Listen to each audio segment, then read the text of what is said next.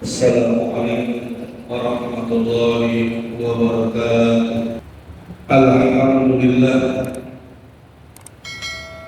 alhamdulillahilladzi arsala rasulahu bil huda wa dinil haqq liyudhhirahu 'ala dini kullihi walau karihal musyrikun. Asyhadu an la ilaha illallah wahdahu la syarika lah wa asyhadu anna Muhammadan abduhu wa rasuluhu la nabiyya ba'dahu. Allahumma shalli wa sallim wa barik ala sayyidina wa habibina wa syafi'ina wa maulana nabiyyina Muhammadin wa ala alihi al-tahirin at-tayyibin wa ashabil yamin wa man tabi'ahum bi ihsanin ila yaumiddin. Amma ba'du, fa ya ibadallah, usikum wa nafsi bittaqwallah wa ta'ati Rasulillah sallallahu alaihi wasallam. Faqala ta'ala fil Qur'anil Karim wa huwa asdaqul qa'ilin. A'udzu billahi minasy syaithanir rajim. Bismillahirrahmanirrahim. Ya ayyuhalladzina amanu taqullaha haqqa tuqatih wa la tamutunna illa wa antum muslimun. Sadaqallahul aliyyul azim. Ma'asyiral muslimin sidang Jumat rahimakumullah. Setelah puja dan puji syukur kita panjatkan bagi Allah Jalla Jalaluhu, setelah sholawat dan salam kita sampaikan kepada junjungan kita Nabi besar Muhammad sallallahu alaihi wasallam, maka dalam kesempatan yang berbahagia ini, di hari yang penuh keberkahan ini, saya selaku khatib berwasiat, yang mana wasiat tersebut saya tujukan kepada diri saya pribadi khususnya, dan saya tujukan kepada seluruh jamaah kaum muslimin dimanapun dia berada. Wasiat tersebut adalah untuk senantiasa kita meningkatkan kualitas iman dan ketakwaan kita kepada Allah. Iman dan takwa dalam artian yang sebenar-benarnya, iman dan takwa dalam artian yang sesungguh-sungguhnya, yaitu senantiasa kita menjalankan apa yang diperintahkan oleh Allah Subhanahu wa taala dan meninggalkan apa yang dilarang oleh Allah Subhanahu wa taala. Ma'asyiral muslimin sidang Jumat rahimakumullah. Pada suatu hari Rasulullah sallallahu alaihi wasallam sedang duduk di dalam masjid bersama para sahabatnya. Tiba-tiba Rasulullah sallallahu alaihi wasallam berkata, "Yusiku an tada'a alaikumul umam kama tada'a al-kalb bila wasa'atiha." Akan datang satu zaman di mana umatku akan seperti sepiring hidangan. Kata Nabi,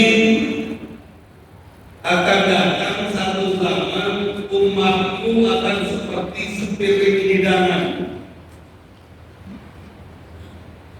Kita bisa bayangkan, kalau yang namanya sepiring hidangan berarti di sekelilingnya ada orang-orang yang ingin menyantapnya. Ada yang ingin menyantapnya dengan garpu, ada yang dengan sendok, bahkan dengan pisau. Artinya umat Islam akan diacak-acak. Sampai-sampai seorang sahabat bertanya, "Al-inqilatin nahru ya wa'idin ya Rasulullah." Apa karena jumlah kita dikit ya Rasulullah? Karena sahabat bingung. Nabi bilang umat Islam bagaikan sepiring hidangan. Sahabat bertanya, apakah jumlah kita sedikit saat ini ya Rasulullah? Lalu Nabi mengatakan, "La bal antum yawma idzin kadir walakin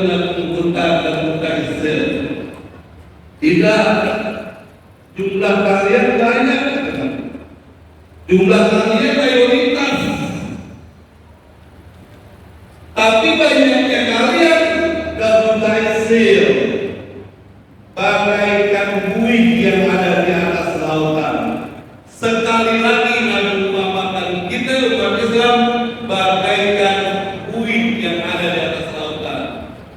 Kalau tadi Nabi memakan kita seperti sepiring hidangan, kemudian Nabi memakan lagi umat Islam itu seperti buih yang ada di atas lautan. Bisa kita bayangkan kembali, kalau yang namanya buih di atas lautan berarti ketika ombak ke selatan, buih ikut ke selatan.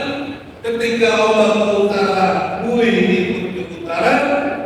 Dan ketika ombak lepas dari buih ke tepian pantai, buih akan hilang tanpa bekas.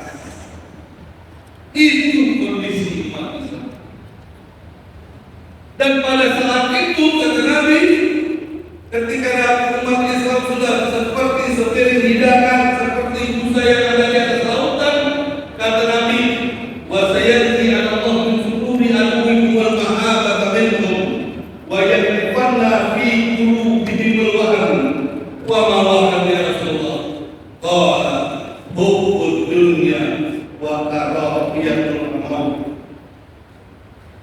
Kata Nabi kondisi demikian pula, wa sayati Allah min suduri aduwwikum wal mahabata minhum. Pada saat itu Allah akan cabut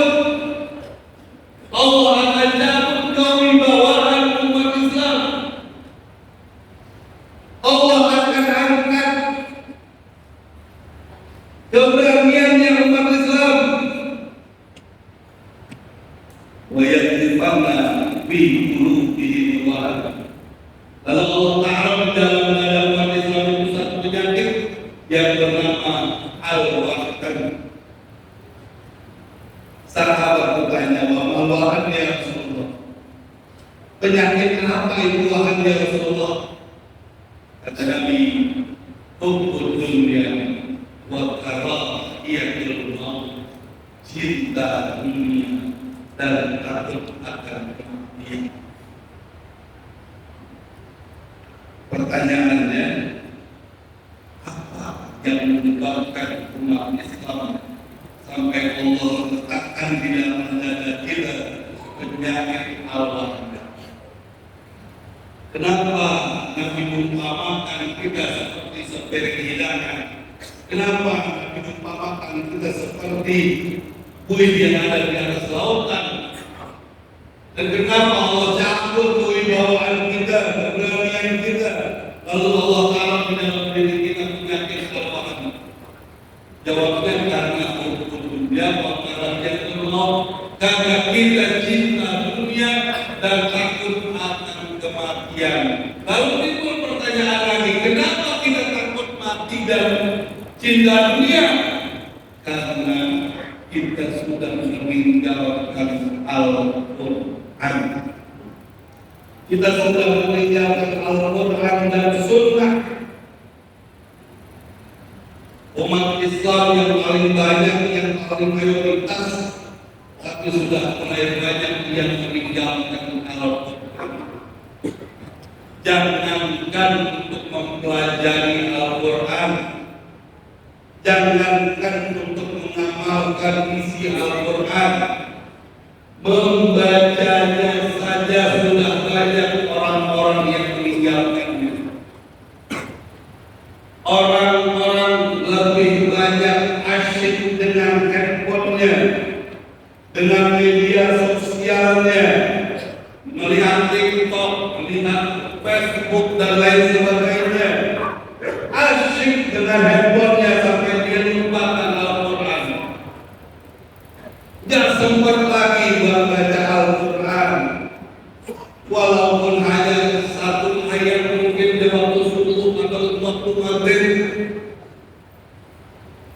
Asyik kita dengan dunia, karena kita cinta dunia. Karena kita cinta dunia, kita asyik dengan handphone kita, asyik dengan televisi, dengan sinetron, dengan iklan dan lain sebagainya.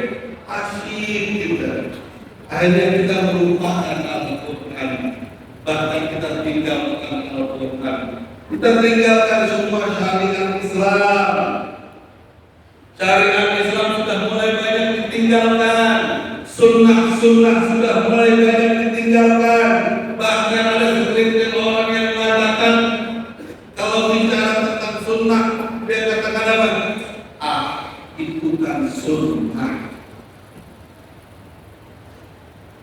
Ada orang yang mengatakan itu kan sunnah. Kenapa dia bisa bilang begitu? Karena dia tahu sunnah itu sesuatu yang dikerjakan mendapat pahala, tidak dikerjakan tidak apa-apa. Makanya dia katakan itu kan sunnah. Hati-hati Pak, ketika Anda mengatakan dengan kalimat itu sunnah, maka kita masuk dalam kategori istihdah. Apa itu istihdah? Mengolok-olok sunnah, melecehkan sunnah. Artinya kalau Anda tidak mengerjakan, silakan. Karena Anda tahu itu sunnah. Kalau Anda mau kerjakan, tidak apa-apa. Karena itu sunnah, tapi tidak perlu Anda katakan dengan itu kan sunnah. Karena ketika Anda katakan dengan kalimat berarti Anda sudah masuk ke dalam kategori melecehkan sunnah. Jangan lupa, seluruh sahabat Nabi sangat mengagungkan sunnah, sangat memuliakan sunnah. Sekecil apapun sunnah yang dikerjakan oleh Nabi, dia kerjakan. Coba kalau kita lihat, kalau kita kategorikan sunnah itu adalah sesuatu yang dikatakan, yang datang dari Nabi, baik itu perkataannya, perbuatannya, takrirnya, niatnya Nabi sekalipun, itu adalah sunnah. Takrir itu keputusan Nabi. Ketika Nabi diam, itu keputusan Nabi. Perkataan Nabi, perbuatan Nabi, takrir Nabi, hadiahnya Nabi, niatnya Nabi sekalipun, itu adalah sunnah. Dan sahabat sangat mengagungkan itu. Dulu ada seorang sahabat yang bernama Abu Hurairah. Ketika masuk ke dalam masjid, dia langsung menangis. Seorang sahabat masuk ke dalam masjid, langsung menangis sampai sedih, sampai dia punya baju basah dengan air mata. Sampai sahabat lain bertanya, apa yang kamu lakukan ya Abu Hurairah? Kenapa kamu menangis sedemikian rupa? Apa kata Abu Hurairah? Tadi aku lupa, bukan sengaja. Aku lupa kalau aku masuk ke masjid dengan kaki kiri, sementara Nabi masuk ke masjid dengan kaki kanan. Cuma urusan masuk ke kaki dengan kaki kiri, kaki kanan. Apa sih urusannya kalau kita lihat? Apa sunnahnya kalau kita lihat? Oh, ternyata sunnah yang masuk kaki dengan kaki kanan masuk dalam masjid.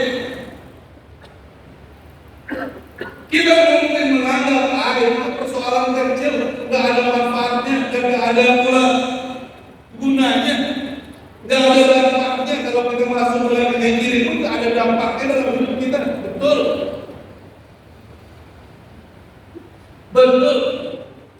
Ketika Anda masuk ke dalam masjid dengan kaki kiri, memang nggak ada dampaknya. Tapi jangan lupa, ketika Anda sudah meninggalkan sunnah, ketika Anda sudah meninggalkan sunnah setiap saat, maka hilanglah keberkahan hidup Anda. Itu yang dikhawatirkan. Ketika Anda sudah meninggalkan sunnah Nabi, maka hilanglah keberkahan kita. Hati-hati, kita tidak pernah tahu. Kita tidak pernah tahu dari sunnah yang mana yang akan mendatangkan keberkahan buat dalam hidup kita. Kita tidak tahu. Kita tidak tahu sunnah itu kecil. Dulu Nabi kalau tidur miringnya ke kanan, semua sahabat ikut tidur miring ke kanan. Mereka sampai nawakal, nggak ada yang pernah nanya apa manfaatnya Rasulullah. Tapi ternyata setelah dikaji oleh Umar, ternyata tidur miring ke kanan sangat besar manfaatnya buat umat.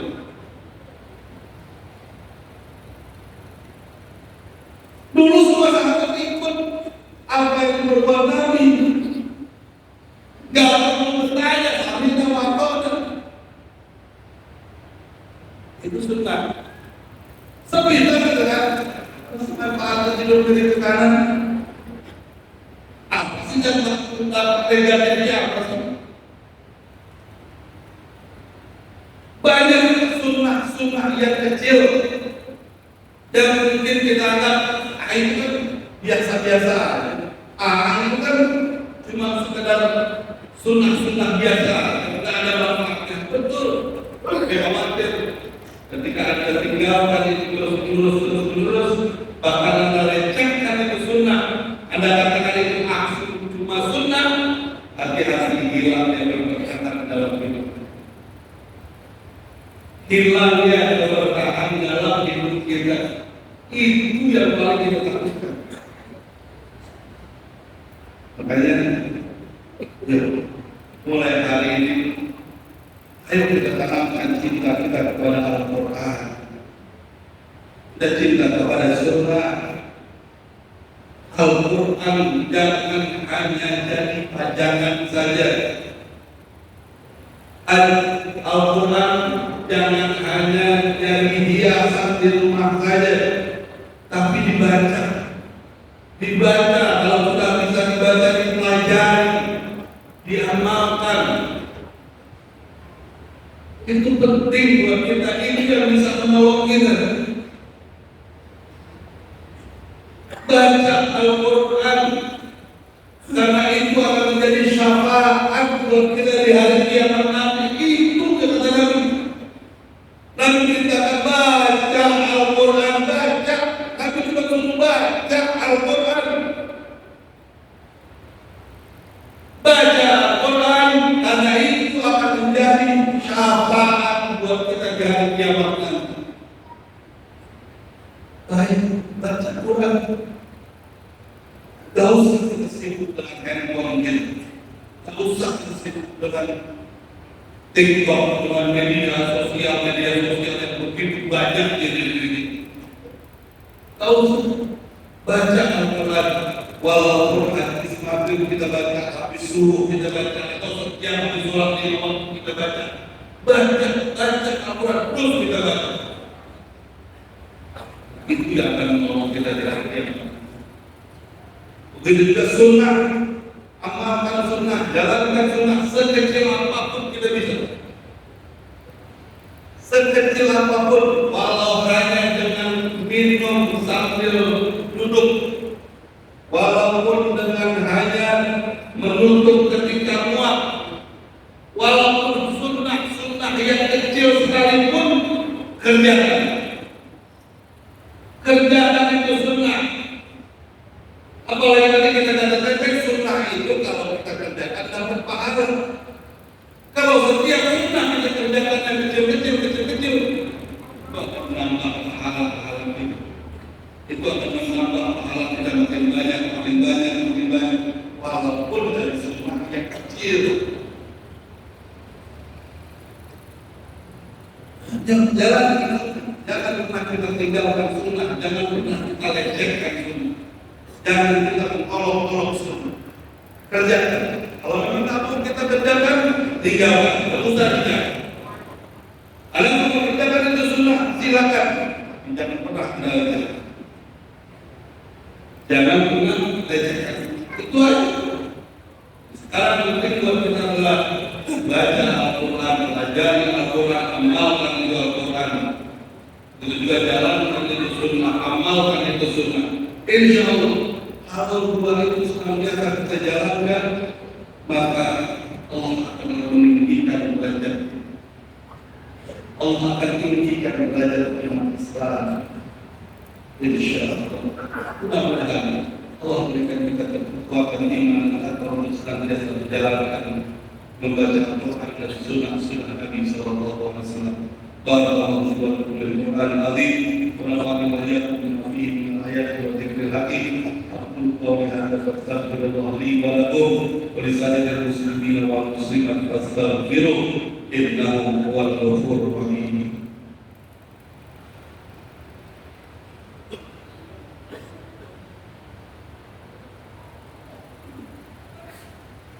Alhamdulillah nahmaduhu wa nasta'inuhu wa nastaghfiruh wa na'udzu billahi min shururi anfusina wa sayyi'ati a'malina may yahdihillahu fala mudilla lahu wa man yudlil fala hadiya lahu asyhadu an la ilaha illallah wahdahu la syarika lahu asyhadu anna Muhammadan abduhu wa rasuluhu la nabiyya ba'dahu. Allahumma shalli wa sallim barik ala sayyidina شفيعنا ومولانا نبينا محمد وعلى آله الطاهرين الطيبين وأصحابه الميامين ومن تبعهم بإحسان إلى يوم الدين أما بعد فيا عباد الله أوصيكم ونفسي بتقوى الله وطاعة رسول الله صلى الله عليه وسلم. اعلموا أيها المؤمنون أن الله تعالى أمركم بأمر بدا فيه بنفسه وثنى بملائكة المسبحة بقدسه وقال بكم أيها المؤمنون من برية الجن والإنس فقال على مخبرا وحامرا إن الله وملائكته يصلون على النبي يا أيها الذين آمنوا صلوا عليه وسلموا تسليما. اللهم صل وسلم وبارك على سيدنا محمد وعلى آل سيدنا محمد وارض اللهم عن الخلفاء الراشدين سادتنا أبي بكر وعمر وعثمان وعلي وأن بقية الصحابة أجمعين والتابعين ومن تبعهم بإحسان إلى يوم الدين. اللهم اغفر للمسلمين والمسلمات والمؤمنين والمؤمنات الأحياء منهم والأموات. اللهم أعز الإسلام والمسلمين وانصر عبادك المجاهدين. اللهم انصر المجاهدين في فلسطين. اللهم انصر المجاهدين في كل مكان وفي كل زمان. اللهم أذل الشرك والمشركين ودمر أعداءك أعداء الدين يا قوي يا متين برحمتك يا أرحم الراحمين. ربنا ظلمنا أنفسنا وإن لم تغفر لنا وترحمنا لنكونن من الخاسرين. ربنا هب لنا من أزواجنا وذرياتنا قرة أعين واجعلنا للمتقين إماما. ربنا اغفر لنا ولإخواننا الذين سبقونا بالإيمان ولا تجعل في قلوبنا غلا للذين آمنوا ربنا إنك رؤوف رحيم. ربنا آتنا في الدنيا حسنة وفي الآخرة حسنة وقنا عذاب النار والحمد لله رب العالمين. عباد الله إن الله يأمر بالعدل والإحسان وإيتاء ذي القربى وينهى عن الفحشاء والمنكر والبغي يعظكم لعلكم تذكرون. فاذكروا الله يذكركم ولذكر الله أكبر. أقيموا الصلاة.